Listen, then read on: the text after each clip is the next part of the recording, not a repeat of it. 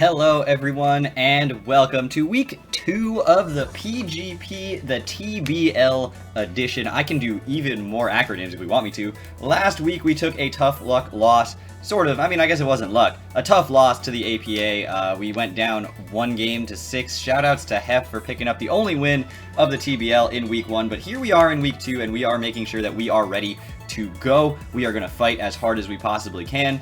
And just so you guys are aware, I'm moving next week, and so, or I guess it's this week when this video gets uploaded, so I might be late when it comes to uploading the next video. We'll see, but just a heads up on that one, it will be the first time I'm ever late uploading a video, and I don't want to be, but I'm going to do my best to make it so that it doesn't happen, but I have no idea if it's going to happen. I might get someone else to record, something like that. But anyway, I have stalled far long enough for all of you. You guys don't want to hear me babble. You want to see some battles. So here we go. We're going to start off with Beta taking on Shady. I don't actually remember which of the NCP players it was. I guess I forgot to say that. But the TBL is taking on the NCP here in week 2. And we are going to do the same thing as last week, where we show you guys some first turns, some interesting action in each battle, and then also speed up some of the battles as well.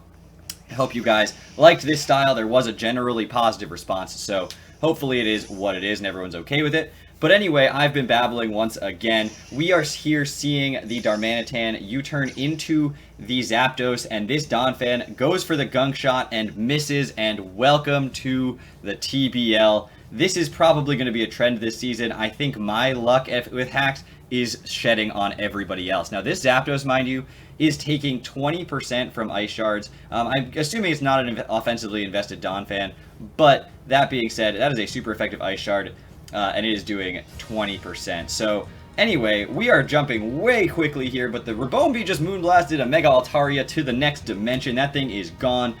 So the Scrafty is now setting up Dragon Dances. I mean, we are seeing some serious action here in the early game, but the Qwilfish is going to slow things down a little bit, get that Thunder Wave off, as the Zapdos comes in again and continues to wall things, gets rid of the spikes, eats some hits, and is just generally being a huge nuisance. Now, the Donphan is going to chip this thing down to about 40%, but it is going to be able to go for a Roost later on in the game. Spoilers, that Zapdos, we have not seen the last of that Zapdos yet. But this Bulu now managing to do literally 0 damage to a Steelix. As the Qwilfish comes in, the Darmanitan is going to U-turn into the Zapdos. Now this is where things get really interesting. There's a Liquidation right there, and there was a defense drop. I know it's happening incredibly quickly. You see how much that Liquidation's doing? It's actually doing a hefty chunk. So this Qwilfish is going to switch out right now into the Tapu Bulu. Now, I just want you guys to acknowledge the fact that this Zapdos is at -1 defense. This is a Zapdos that has already had some, it's already at 40%, it's at -1 defense. It immediately gets the paralysis on a discharge. Of course it does. Again, welcome to the TBL. We will show you, I won't show you all the hacks because that would just be all the battles, but suffice to say there is much hacks throughout this series, and will continue into next week, I'm sure. Now, the Stone Edge comes out. This is Charty Berry, but it's at 40%. It survives. This thing is so stupidly bulky. It lives that at -1 defense. I know it's got a Charty Berry, but that's a Tapu Bulu clicking Stone Edge, and it's super effective, and it doesn't even take 40% from it at -1. That's insane.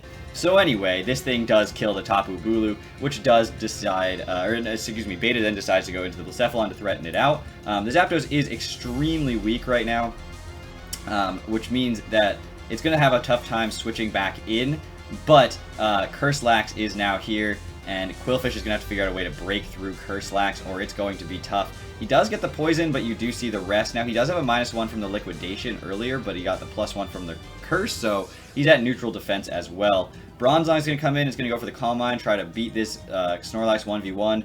It's going to do literally 0, take 2 a KO by Crunch. Blacephalon's going to come in, and we are going to see this Snorlax survive, obviously a Flamethrower, and that, my friends, is going to be game 1 of the TBL versus NCP here. Blacephalon is not going to take a +1 crunch very well, and Snorlax is going to win this game. And the TBL, once again, going down 1-0, but that's okay. Alec, who's on the top, I asked everyone to give me their games, and Alec sent me the wrong link. So I got his opponent's side of the battle. Is what it is, not a huge deal, but Alec is going to be on top, so just once again, a reminder to all of you guys. We're going to jump into game 2, though, and he is going to lead off with his Tapu Koko. Again, that Tapu Koko is going to be the TBL side of the battle. So just a reminder, we are looking at the top side this time. I mean, obviously we're looking at both sides, but we are looking at the top side for the TBL. If you're rooting for the TBL, that's the side you want winning right here. As Robocrop comes out, that might be my favorite name for a Ferrothorn I've ever seen. I'm not going to lie, guys. I know that it's not the TBL, but, like, let's be honest, some of these other guys have fantastic nicknames on their Pokemon, so we're going to go from there. Tapu Koko here is going to do literally nothing, as the Gothitelle is going to come out. Now, Alec has a Rain core. Ferrothorn is really happy to face Rain just because it's really good against Rain, and in Rain as well. But it is now trapped by the Gothitelle, but the Gothitelle is Leech-seeded, so everything's being chipped down as it goes for the taunt, but it comes a turn too late.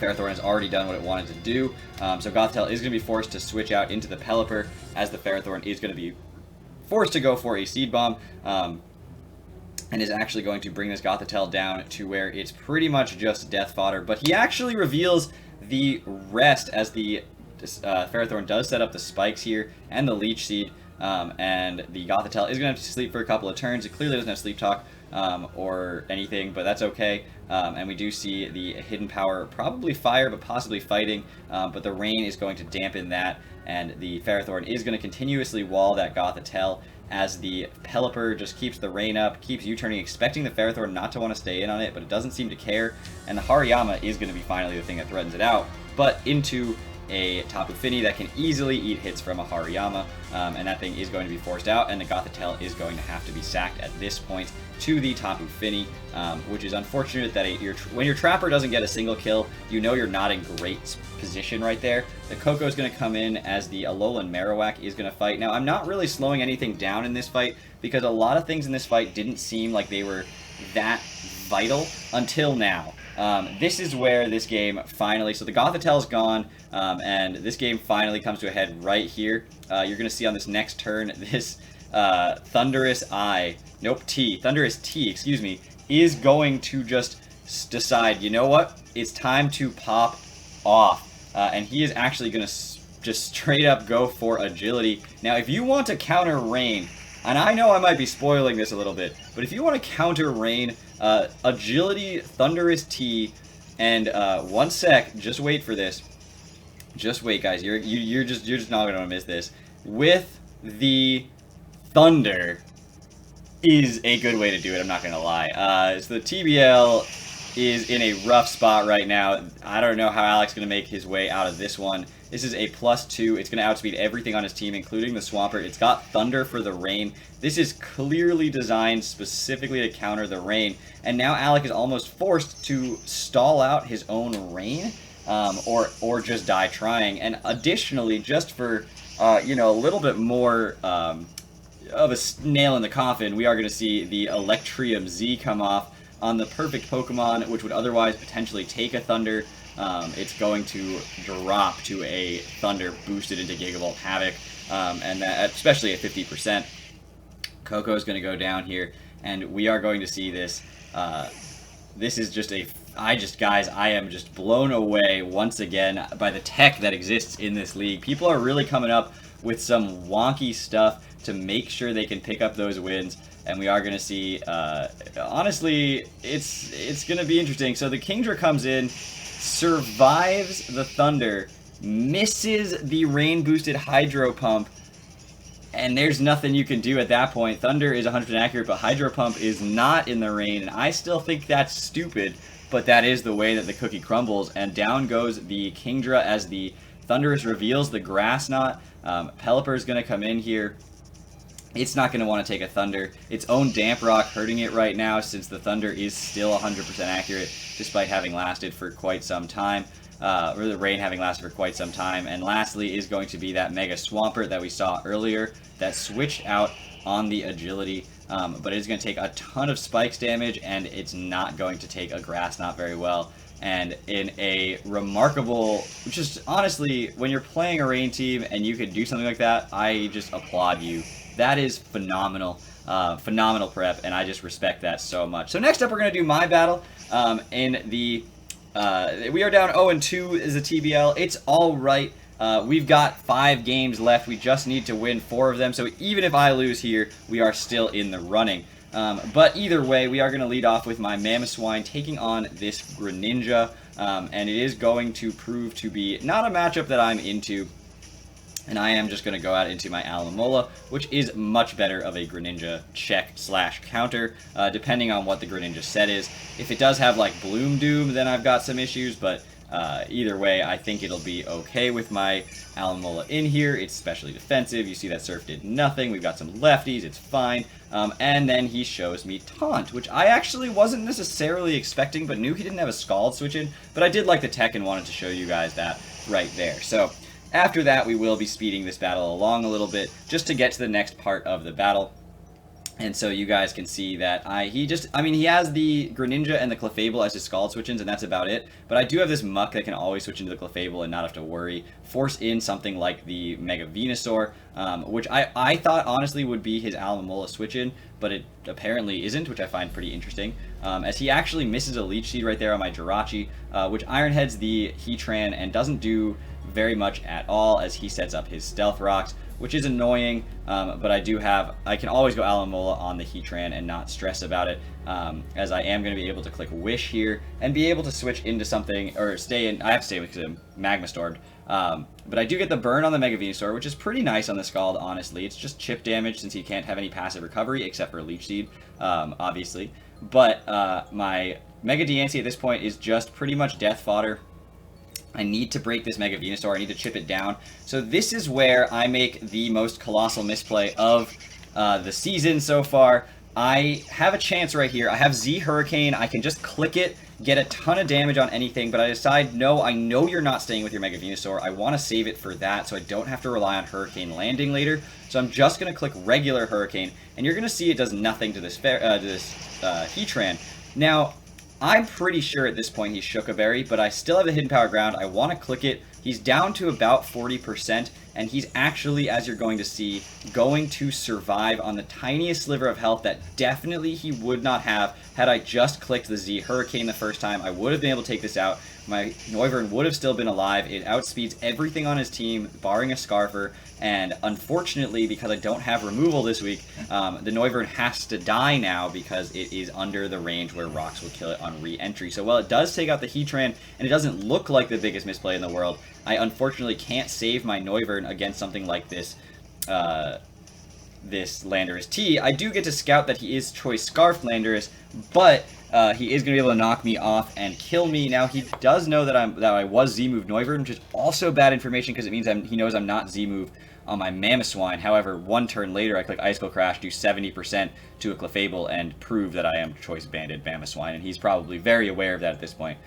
Now, my Muck here, I also make a little bit of a misplay later on in the game with Muck. Since every time he comes into his Landorus, I'm able to just go for the Recycle, stay healthy, keep my Berry, so that every time he goes into something like the Greninja, I'm able to come in on that. But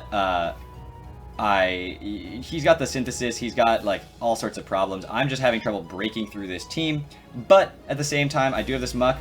Stealth Rocks actually bring me under 50%, and this is where I click, I get paralyzed, and I was going to click Ice Punch. Now, I should have clicked Recycle, so the para ends up not super mattering. If I had clicked Recycle right there, the para definitely would have mattered. At -1, Ice Punch does not kill a Lando T, although it would have done a lot to it, but unfortunately it wouldn't have killed it. So at this point, Muck is just going to be sacked to the Greninja, which was also a misplay. I should not have done that. I should have sacked something else, but that is what it is. My Jirachi is going to come in, and we are going to see that the Manectric goes for the Overheat, but my tech works, and I just want to show you guys because I thought it was fun tech. Aka Berry on my Jirachi is going to allow it to take under 50% from that Overheat. Was guaranteed to take a hit from Heatran if it needed to, so and I do have the Drain Punch to do some good damage to that. I am going to take out the Manectric here, which is good for me, but it does mean he can just go straight into the Greninja. I have nothing for that left. I just basically needed a little bit more chip on the Greninja. If I had rocks up or anything, who knows what could have gone differently in this particular battle. But rocks are not up, and you're going to see that this is just going to knock me out straight up. He's not Life Orb. If he was Life Orb, who knows what could have gone differently in this battle. But as we're going to see, I am going to go out into my Mamoswine. I am Choice Banded, so I'm going to click the Ice Shard here. If I kill the Greninja, there's a chance that I just kill everything left. But unfortunately, the Greninja is going to survive on a tiny sliver of health, go for the Surf, and take out my Mamoswine. And I am going to suffer a 3-0 loss, which puts the TBL also down 3-0 in the series. Not looking good for the TBL at this point, but we're going to jump into Heff, who was our savior last time. Maybe he can turn the tides here. That would be amazing if he could do it, but we do have 3 more battlers after him, regardless of the outcome of this match. So, just so you guys are aware, every week we will do all 7 matches, and I will showcase all 7 matches here, no matter whether or not the TBL wins or loses the series, or what point that is guaranteed. Anyway, Heff's going to lead off with his Landorus Therian against this Victini, which obviously does not like staring down a Landorus. It doesn't know whether it's Scarfed or not. If it was Scarf-Teeny, then he was taking a risk that it wasn't going to Glaciate, but then you're risking that it is the Yachi Lando. So that's what makes Lando so versatile and so good, is that you don't know what set it is, and it can run so many different items and so many different sets that you just have to play around it and respect that it could be any of those sets. Lando is going to switch out into the Toxapex, and Leech Seeds are just flying every which way, as that's just the way that Whimsicots and Mega Venusaurs play. And of course, the NCP decided they were going to draft all those, as Heff is going to show that he wants to U-turn here.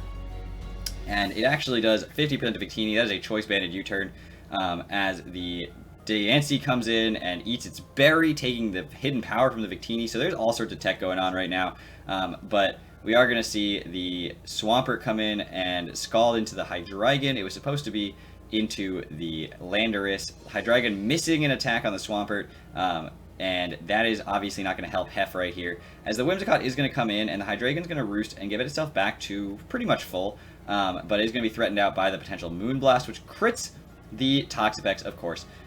Leech Seed is going to come out here, but the Toxic is going to be helpful on the Whimsicott, since that thing is such a nuisance in any given match, and it does defog away the Stealth Rocks. I mean, we've seen Leech Seed, we've seen Moonblast, we've seen not Stealth Rocks, we've defog. So lots of just annoyances from the Whimsicott. But here's the Victini, which is going to show the Dazzling Gleam, but that also hits into the Toxapex, which has proven to be a pretty good stopgap to basically everything his opponent wants to do, except Raikou, obviously. And Raikou is going to click Substitute here.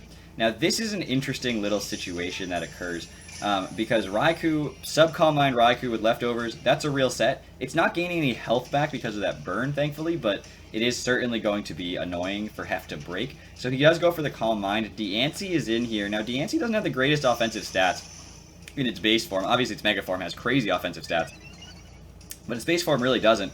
And he's going to show the Diamond Storm, which shows that he has that physical attack to hit this Raikou with, so he's not going to be completely walled by Calm Mind. And we do see that it breaks the Substitute, but it's a 95% accurate move, and anything can happen when you click 95% accurate moves. Take it from me, who misses all of them. If it's not 100% accurate, it's basically 0% accurate, and you should treat it that way. So his opponent actually doesn't treat it that way. Respect, go for the Diamond Storm into the Swampert, but we do have to watch out for that Subcalm Mind Raikou coming up later on in the match.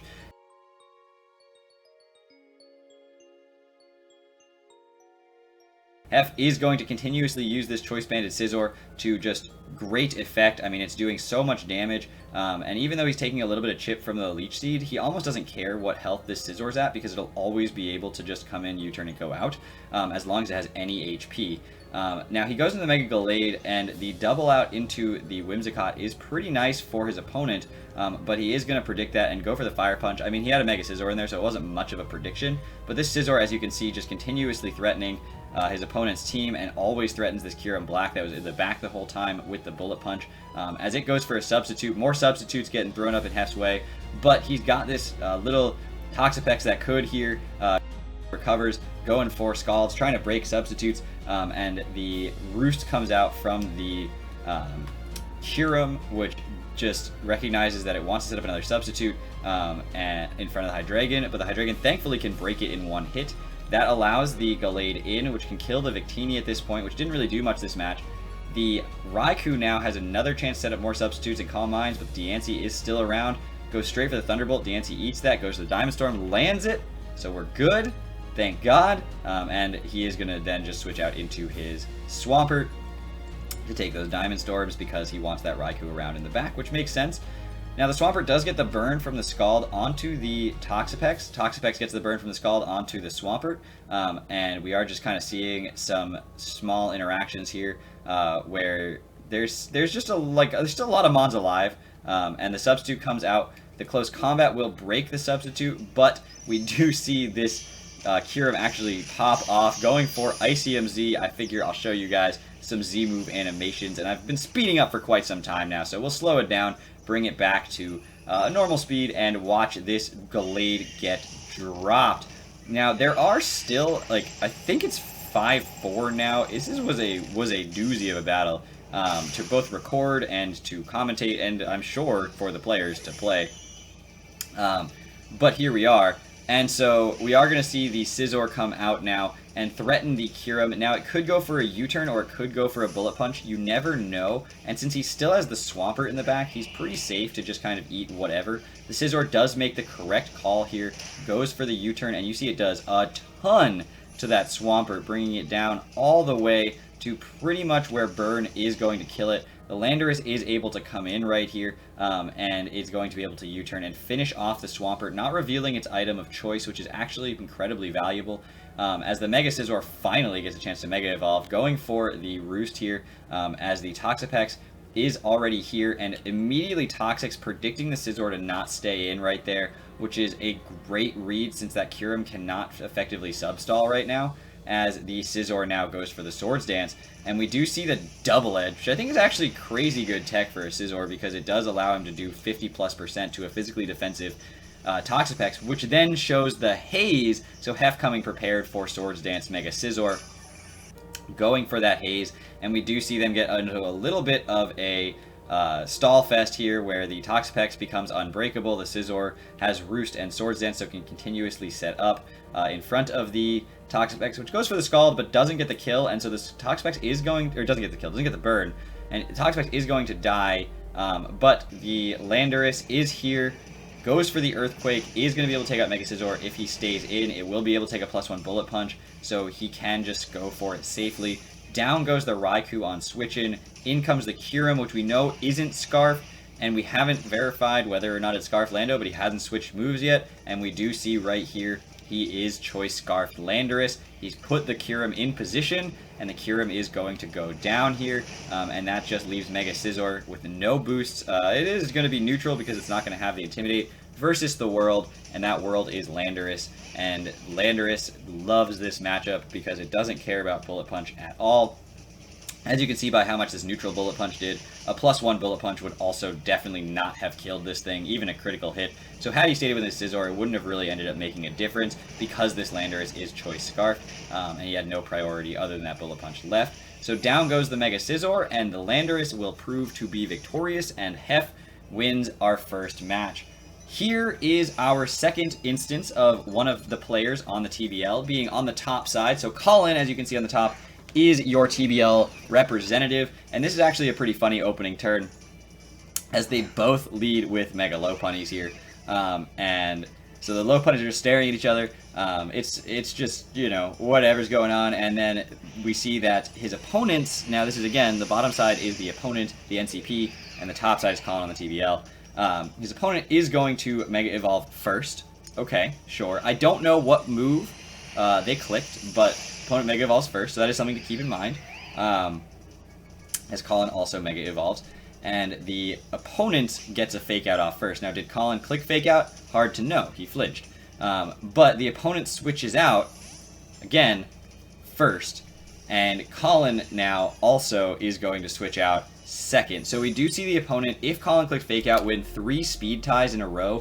That's incredibly unlikely and probably proves that his opponent's Mega Lopunny is faster than his. But At this point, we do see this Mew going for Munium Z. I'm hoping that by muting it out and speeding it up, I don't get copyright claimed, but, you know, Munium Z being legal is absurd. He's got the Earth Power. You're seeing how much damage that's doing. And he's got the Psychic and Psychic Terrain, and you're seeing how much damage that's doing. He's got the Roost, and it's just tough to break this Mew. So the Seismitoad isn't going to be able to do it. The Psychic actually hits the special defense drop, goes into the low punny, goes for the fake out, gets a crit, but the Psychic is going to take out the low punny. Tangrowth's going to come out now, and it actually threatens out the Mew. Surprisingly, Mew not going for the 6-0 here. Goes out into the Roserade, which is going to be a pretty good wall encounter to a Tangrowth at this point, and Sludge Bomb's going to just straight take that thing out, and we see a critical hit. Probably didn't matter. If it was a Assault Vested, maybe, but again, I don't think it mattered in the long run of the game. That was an incredibly fast battle. Collin's done. We're going to move on to the next one. The TBL has officially lost as a result of that battle, and I believe 3 of those losses were 6-0 losses.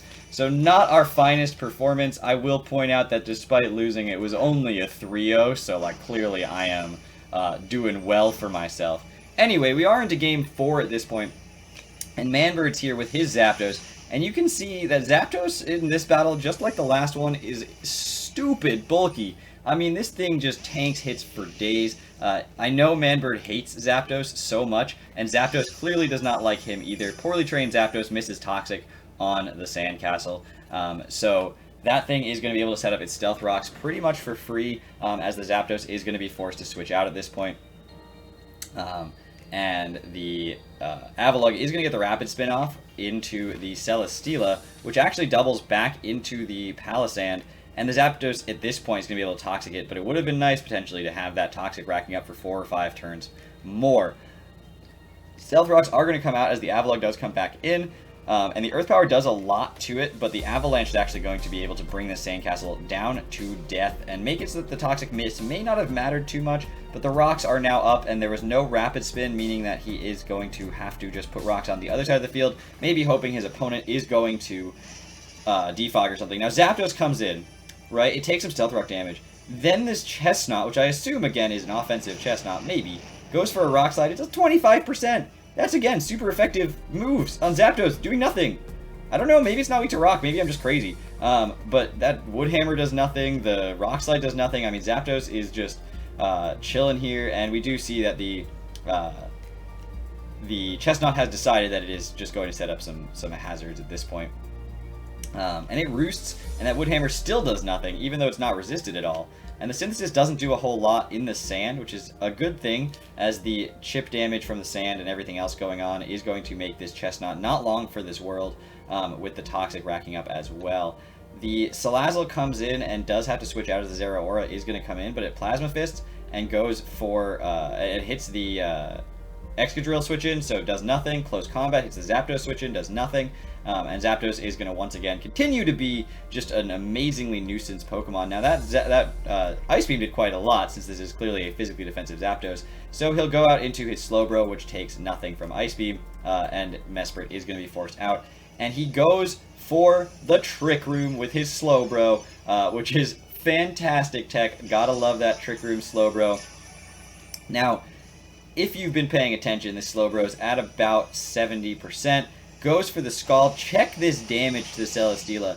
That is ridiculous. He does get a crit, he does get a burn, and then he shows Life Orb Slowbro. So offensive Slowbro here for the win. I love that tech. I'm not going to lie, that's fantastic. As Slowbro is going to switch out now, the Trick Room is up still for a couple more turns, but the Celesteela actually proves to be slower than the Tyranitar here. And the Tyranitar goes for Fire Blast, but misses, as the Celesteela continues to just do Leech Seed toxic things, as the Twisted Dimensions return to normal. Now Zapdos goes for the Roost, as the Celesteela decides it just doesn't care and is going to stay in, go for the Leech Seed. It's toxic, it's Leech Seeded, and he's predicting a Protect at this point, but he actually goes out into the Zeraora. Maybe he predicted that as well, but the Salazzle does nothing in this fight, as the Excadrill comes in with a couple of turns of sand left, and despite the Shuka Berry, OHKOs the Zeraora, goes for an Iron Head on the Celesteela, and that is going to allow the Zapdos to come back in here. just potentially die to Stealth Rocks plus Toxic plus Leech Seed plus who knows what's going on. But it actually survives all that, is going to be able to get off a Roost as the Altaria comes in and takes that out. Tyranitar now going to reset the sand, finally for the Excadrill, which is pretty stellar for it, as we are going to see the Tyranitar not be defenseless here against a Dragon Dancing Altaria, which is going to try to beat the Excadrill 1v1, and it goes for the Ice Beam. Pretty stellar here, pretty good tech on that part, but the Altaria is going to Roost, try to potentially stall out the sand here, but I mean, Manbird is ready for that and just continues clicking Ice Beam, doesn't really have any reason to do anything else. He does have a couple turns left of his sand, so he doesn't have to worry too much about it, as the Altaria gets put down to just above where the sand is going to take it out. Return is going to take out the Tyranitar, but in best case scenario format, the Altaria actually is going to die to the Sandstorm here, and the Excadrill will get a freebie switch in and not have to deal with that at all, and that is pretty fantastic. Now the Celesteela comes in, it's at 50%, which is, you know, it's a pretty good amount of health for a Celesteela, which usually walls an Excadrill. But the Stealth Rocks are going to bring it down just a little bit, and that little bit is just enough. He's going to go for the Protect, scout out what this Excadrill is going to do, as the Excadrill is going to Swords Dance right here, predicting the Protect or the Leech Seed. Either one it wouldn't really care about. And now the game is on. He's not going to be gaining any health with just leftovers. He needs the Leech Seed up for his Celesteela to actually gain health, as the Excadrill is going to be able to fire off its Steelium Z right here. Ironhead comes out, and the Excadrill is going to... I've never seen it before, so ladies and gentlemen, you guys are watching this with me. Excadrill kills Celesteela. That is a rarity in this world. It feels like no matter what's happened with the Excadrill, even at +2, even with a Z move, it's only going to do about 40%, but that's all Celesteela has left, and Excadrill is going to be able to take that down with the Ironhead. It's at +2, the sand is still up. Out comes the Mesprit. That thing is definitely not going to want to take a +2 Ironhead from any Excadrill ever in this world, and Manbird is going to be able to pick up the 2-0 victory, and the TBL is going to be sitting at a really solid 2-4 so far, pushing ourselves back towards 500. I know we've already technically lost, but our last battle here now is going to be the Eon Livy, and he is once again going to be on the top screen. So again, I have been pushing for these guys to send me their battles from their perspective, and they will be doing that next week, but this week, unfortunately, didn't get it. So that is the way it's going to go. But the reason I kept this battle for last is because this battle is probably one the TBL wants to forget. But in terms of his opponent, this Kyurem, I mean, look at this damage. It's Specs Kyurem. Specs Kyurem is so crazy strong. I mean, I forget that Kyurem has like base 130 special attack and base 110 attack and base 90 speed. Like, it's incredibly strong. Or 95 speed. I can't remember if it's 90 or 95, I'm going to be honest. I think it's 95. But anyway, Heatran is going to be the one true wall to that, as the Incineroar is going to come in. It's going to eat its Shuca Berry, and the Diglett's going to trap the Heatran, knock that thing down to 40%. It misses the Magma Storm, and that is going to allow the Diglett to get a kill. Yeah, Diglett just got a kill. I mean, honestly, like I said, this is probably one the TBL wants to forget, as the Diglett mementos itself to death. The Palisand comes in, is forced to switch out into the Kyurem Black. Ice Beam from the Specs Kyurem almost kills Kyurem Black, which just drops a Draco Meteor into the Incineroar, but what answer does he have to a Specs Kyurem at this point? Almost doesn't matter, since there's now a Swords Dancing Scolipede on the field, but the Water Compaction actually going to help the Palisand a little bit here to survive that one hit, and the Scolipede misses the next Aqua Tail, so now he's forced to go into his Kyurem and go for the Ice Beam again, which is, you know, it's just, this guy Specs Kyurem is so strong, and so out comes the Crobat. He's going to go for a Brave Bird. We're going to see it do quite a bit of damage, potentially banded Brave Bird based on the damage that he's doing, but let's be honest, that's a Specs Ice Beam. Crobat's not living. Even with a Yachi Berry, I don't think it's living that hit from that range. And then out comes the Mew, which maybe should have come out a little bit sooner against this Kyurem, but wouldn't have taken 2 hits. And we're going to see this Ice Beam is going to do a hefty chunk to the Mew. Definitely an easy 2 KO. Dazzling Gleam comes out, and it doesn't quite pick up the kill on the Kyurem. And that is going to allow this Kyurem to basically just freely click Ice Beam a few more times and pick up, I think, 4, maybe 5 kills. I think the Kyurem Black died to Rocks instead of the Ice Beam, but it would have died to the Ice Beam. So Kyurem forcing many kills. This thing literally just mollywopped the TBL. It pretty much would have gone through the entirety of the 42 TBL Pokemon this week, I'm pretty sure. Specs Kyurem only clicks Ice Beam and gets like a billion kills, and that is the way it's going to go for the TBL, who will be continuously improving. We are now 3-11, I think, and 0-2 on the season, but we're playing the BBL next week, and I will be taking on my good friend Aaron 2420. So if you guys want to check that out, and the other 6 matches of the TBL, we are definitely not out yet. I can't tell you the number of times that I've gone 0-2 in like tournaments or in games or in seasons and come out with a playoff spot. So top 4 make playoffs. We can still win this. I still expect us to put out our best foot forward every single week. Thank you all so much for watching, and I will see you guys all back here next week, hopefully, if I'm not late on the upload. But if you need more information about that, it's all at the beginning of the video. Thank you all so much for watching. Check out the NCP, check out the TBL, check out everybody that's in this league. Links are in the description below. Take care, everybody.